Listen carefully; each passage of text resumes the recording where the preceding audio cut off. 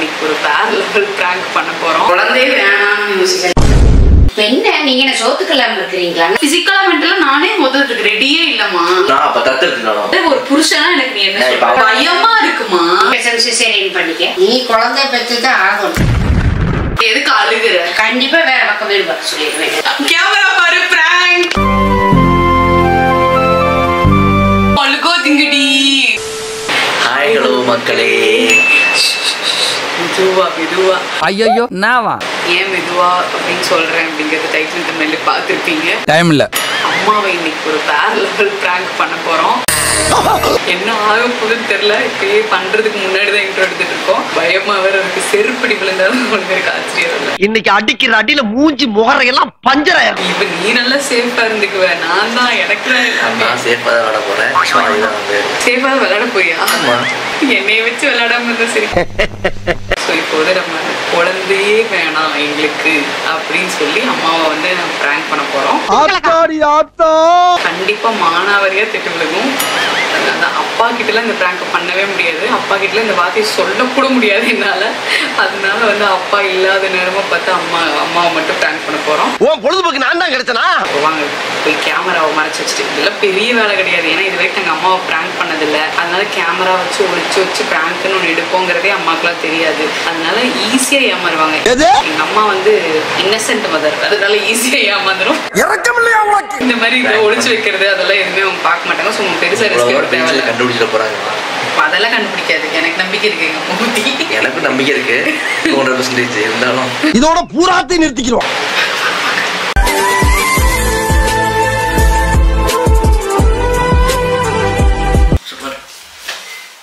Okay. இன்னைக்கு என்னெல்லாம் பண்ண போறாரோ. என்னவா பண்ற? கழிவிச்சியா? சரி வா, நான் உங்ககிட்ட ஒரு முக்கியமான விஷயம் பேசணும். நம்ம ஃபேமிலி டைம். It's family டைம்மா.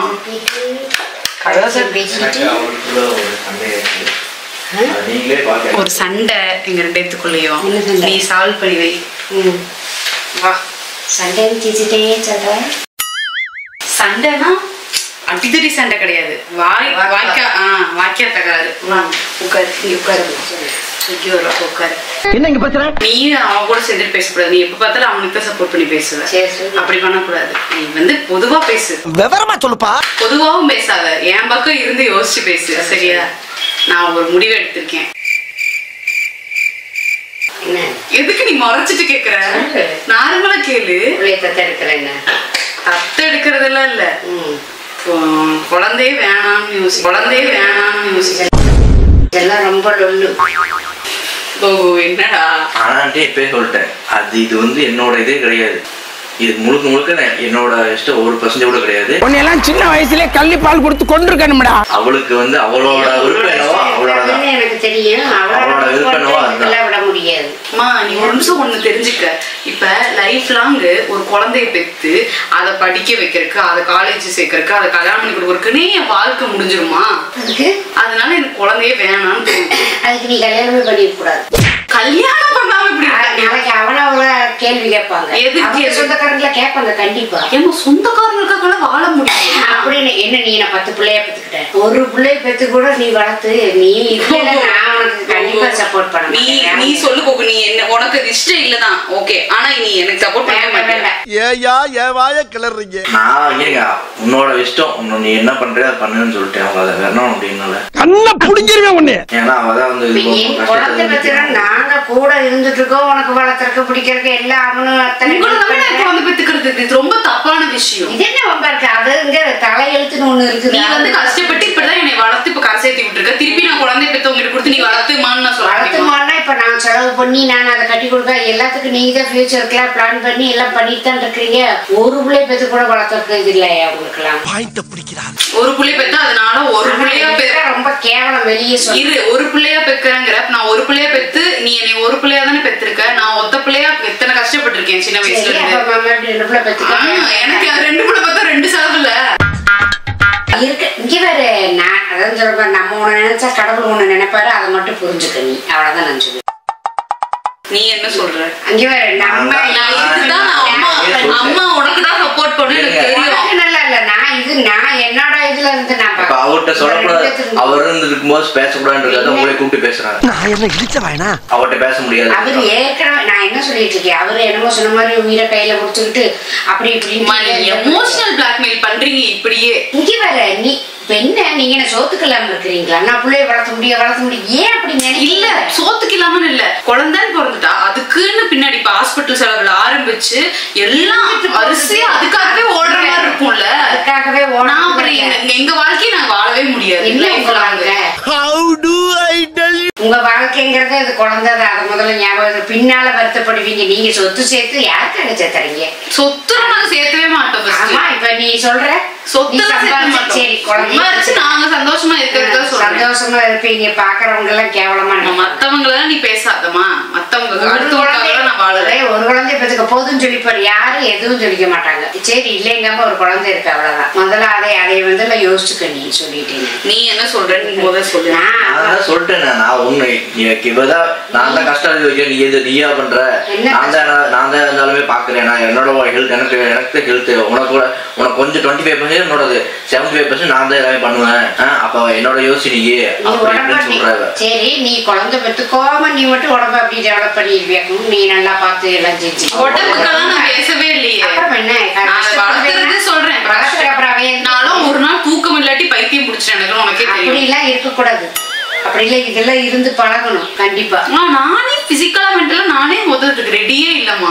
ஏன் ரெடி? எங்க போனாலும் எல்லாரும் இதவே சொல்லி நோய் பண்றீங்க. ஆமா, இந்த காலத்துல எல்லாமே இதை பத்தி தெரிஞ்சுக்கிட்டே நீங்க அப்பெல்லாம் நாங்க எதை பத்தி தெரிஞ்சுக்கல. எங்க அம்மாவோட அனுசரணை இல்ல, ஒண்ணும் இல்ல. இவருக்கு வந்து பினான்சியல் சப்போர்ட்டே இவருக்கு சுத்தமா இல்ல. எப்படி இப்ப நீ எப்படிதான் குழந்தை பத்தியோன்னு சரி பெற்று அப்படியே அப்பா அந்த சூழ்நிலை வளர்ந்துருக்கோம். இப்ப உனக்கு இத்தனை சப்போர்ட் இருக்கும்போது நீ யோசிக்கும் போது காரி துப்பிடுவாங்க. அம்மா நீ மத்தவங்களுக்காக ஏமா பேசுற?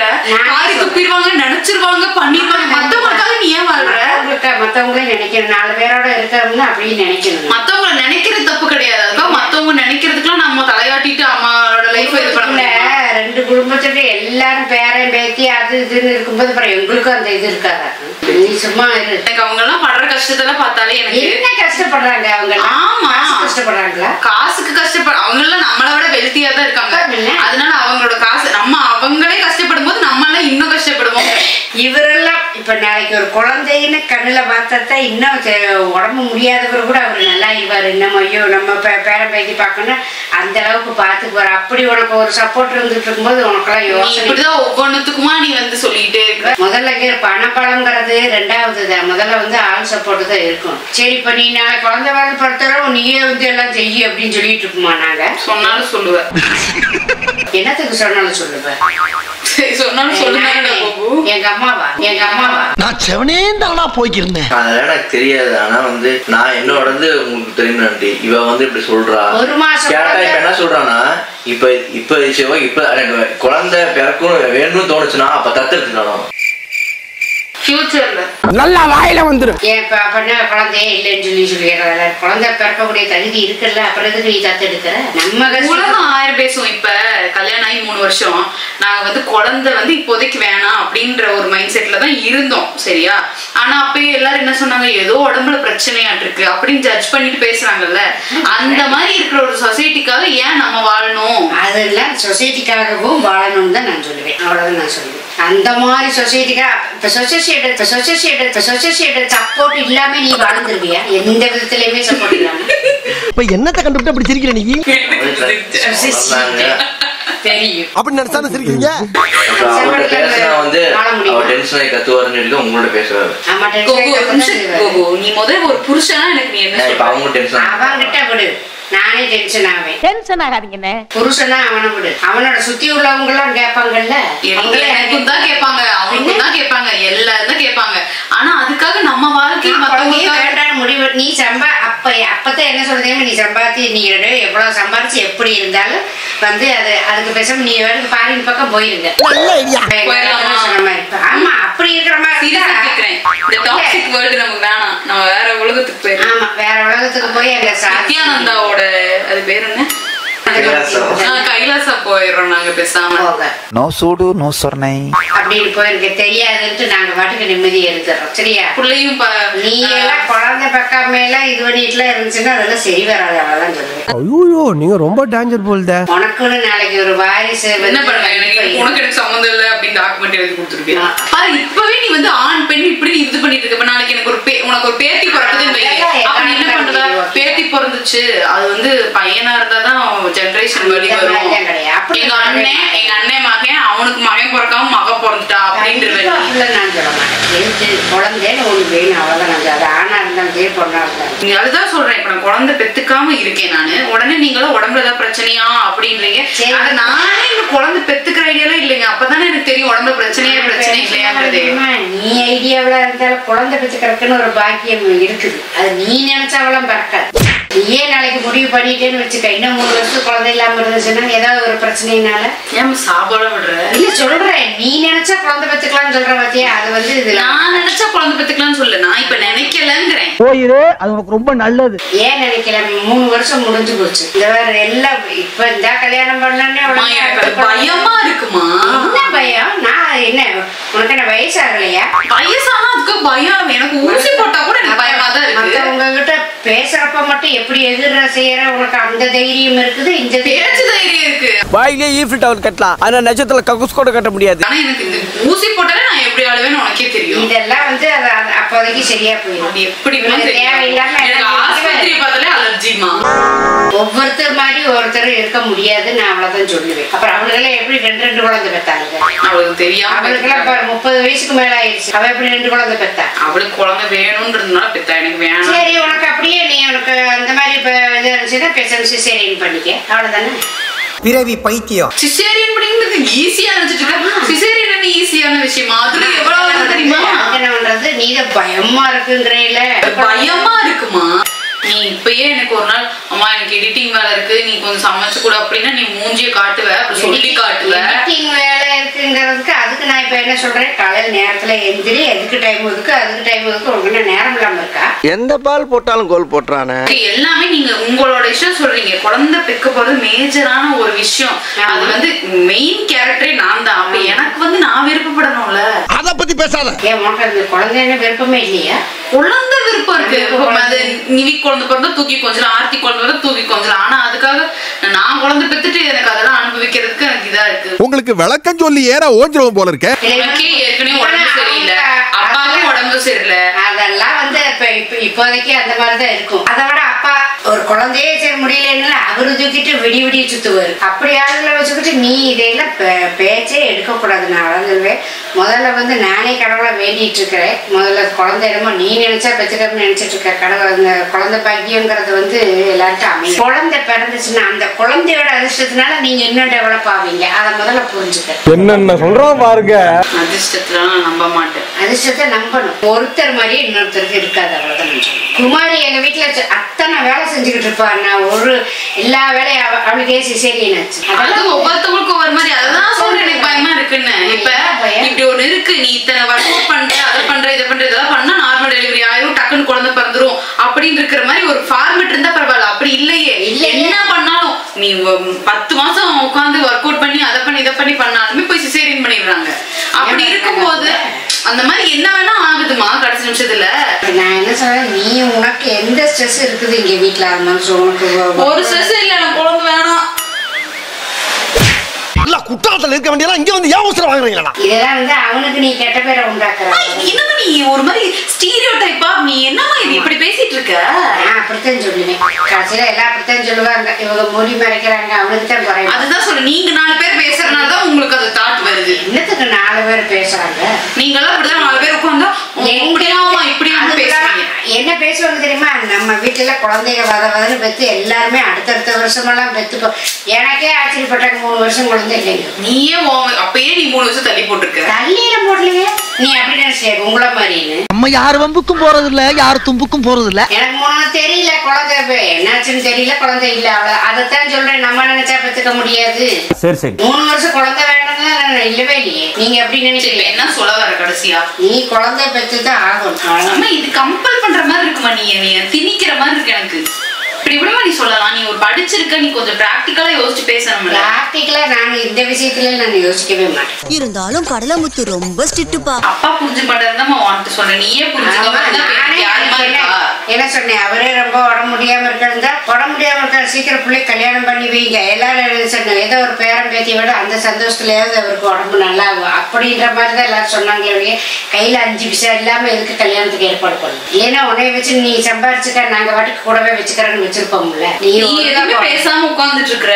இப்பவாது 2 வார்த்தை பேசுங்கய்யா. அவன் என்ன பேசுனான்? நான் தான் சொல்லிட்டேன், நான் உன்னோட இஷ்டம் அப்படின்னு சொன்னா அப்புறம் ஓகே நீ சொல்றதுக்கு நான் ஒத்துக்கிறேன், ஆனா உங்க அம்மாட்ட சொல்லிடு, உங்க அம்மா பாட்ட சொல்லிடு அப்படின்னு சொன்னேன். வேற என்ன சொல்ல முடியும்னால சரி உங்க அம்மா பாட்ட நீ சொல்லு, அவ்வளவுதான். உன் வாயில நான் எப்படி சொல்ல முடியும்? உங்க அம்மா பாட்ட நான் சொல்ல முடியுமா? கடைசியில வந்து அவங்க என்னைய நீ எனக்கு சப்போர்ட் பண்ண மாட்டியான்னு நான் அவனை சப்போர்ட் பண்றதுனால சரி நான் இது ஓகே அப்படின்னு சொல்லிட்டேனே. அவங்க அம்மா சொல்ல முடியும். நீ இதுக்கு மேல உங்க இஷ்டம். நீ குழந்தை வரதுக்கு இல்லைன்ற மாதிரி சொல்லிட்டீல்ல, நான் தனியா விடுவது போய்க்கிறப்போ என்ன இப்படி முடிவெடுத்துட்டாங்க? நீங்க 2 பேரும் ஜாலியாவே இருங்க. குழந்தை கூட்டிட்டு வந்தா எதுக்கு அழுகுற? இல்ல குழந்தை கூட்டிட்டு வந்தா சிரமப்படுவீங்களேன்னு ஓடுத்தே நான் அந்த ஒரே இதை எண்ணித்து நான் வந்தது. கண்டிப்பா வேற பக்கம் வீடு பார்க்க சொல்லிடுவேன்.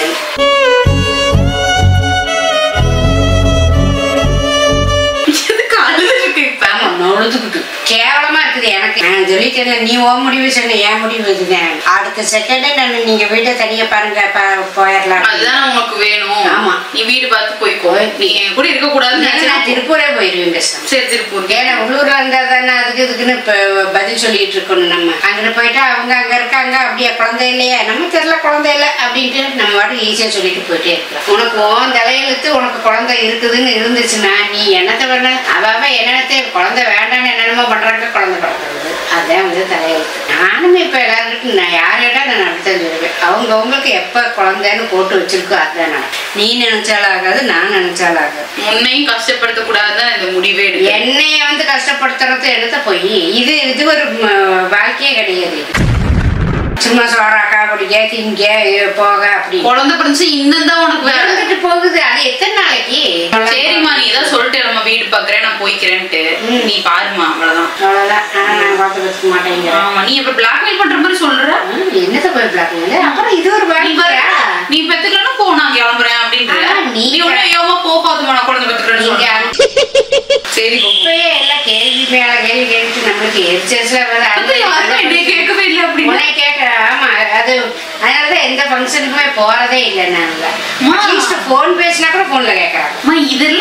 இதெல்லாம் ஒரு தப்பான விஷயமா. முதல் அடுத்தவங்களோட லைஃப்குள்ள வந்து யாருமே வந்து போய் நம்ம கேட்கவே கூடாதுமா கேள்வியே. அவங்க மத்தவங்க அப்படி இருப்பாங்களா? எல்லாருக்கும் தான் சொல்றேன் நான்.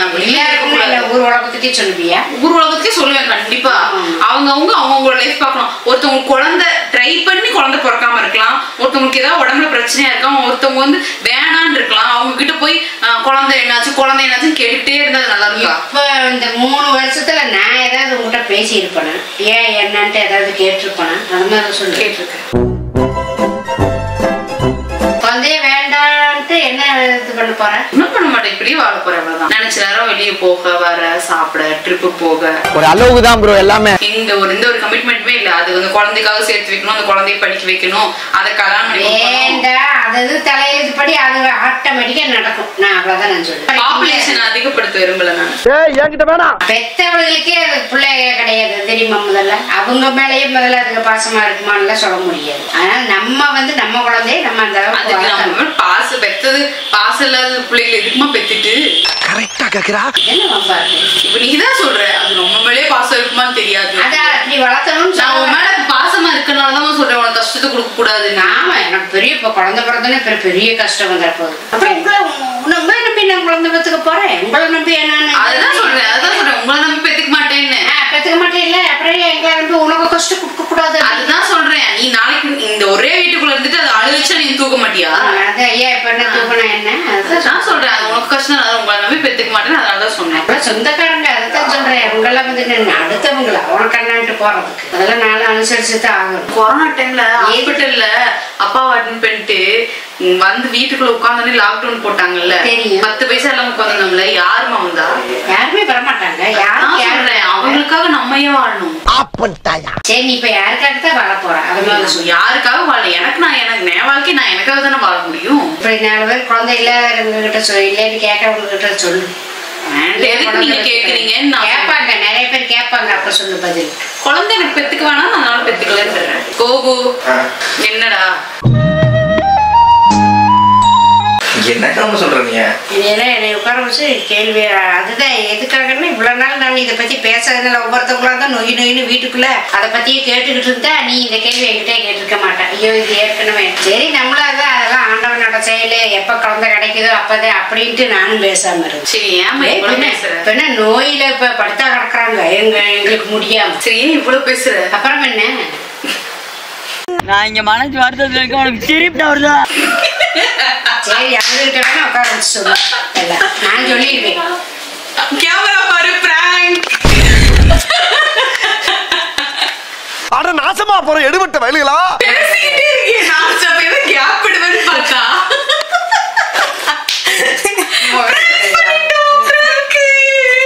சீரியஸா பேசி இடையில அழகையெல்லாம் வந்துச்சு பிரேமலதாக்கு. அம்மா நான்லாம் குழந்தை வேணாம்னு நினைப்பேனா?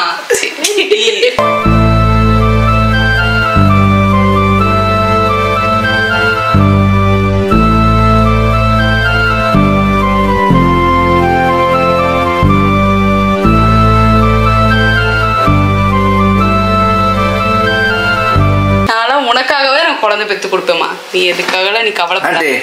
கூட செய்து ஒரு குழந்தைய பெத்து கொடுக்குறேன், நீ வச்சுக்கங்க சரியா? அழுதுருச்சு, கண்ணு கலங்கிடுச்சு. இங்க எங்க அம்மாலாம் மக்களே சர்ப்ரைஸ் பண்ணா கூட எமோஷனலா அழுகாது, இதுக்கெல்லாம் அழுகுது. சேரடி தங்கம் அழுகோதிங்கடி அழுகோதிங்கடி பெத்தாரு. இரும்பு மனுஷி அழுகும் நான் நினைக்கலையேடா. கோகோ டென்ஷன் ஆயிட்டீங்களா? என்ன பேச மாட்டேங்கிற? இவ்வளவு நேரம் பேசு பேசுன்னு பேசுன, பேச மாட்டேங்கிற. இடம் டயலாக் எல்லாம் பாத்தியா? மக்களே பாருங்க மக்களே, இவனை எதுவுமே சொல்ல மக்களே, அப்ப என்னையதான் திட்டுற. அவன் தானே எனக்கு சரின்னு ஒத்துக்கிறான், அவனை திட்ட மாட்டேங்கிற. நீ கடிப்பேண்டே பயந்து அசிங்கப்படுத்துற என்ன? ஓகே மக்களே, இந்த பிராங்க் வீடியோ உங்களுக்கு பிடிச்சிருக்கோம் அப்படின்னு சொல்லி நாங்க நம்புறோம். கூடிய சீக்கிரம் இன்னொரு புது வீடியோ யாரையும் ஃபோர்ஸ் பண்ணாதீங்க. இது வேற நீ யூடியூப்ல போட போறிய குமாவெல்லாம் மிரட்டிட்டு இருக்கு. என்ன மிரட்டுற? யாரையும் ஃபோர்ஸ் பண்ணாதீங்க, அவ்வளவுதான். யாரையும் இந்த மாதிரிலாம் ஃபோர்ஸ் பண்ணாதீங்க. அவங்க அவங்களோட விருப்பத்துக்கு ஏத்த மாதிரி அவங்க லைஃப வாழ விடுங்க. இந்த மாதிரிலாம் பண்ணாதீங்க மக்களே. தக்கலா பேட் எக்ஸாம்பிள். கூடி சீக்கிரம் ஒரு புது வீடியோல உங்களை எல்லாம் மீட் பண்றோம். சொல்லுமா அது வரைக்கும் பை பை.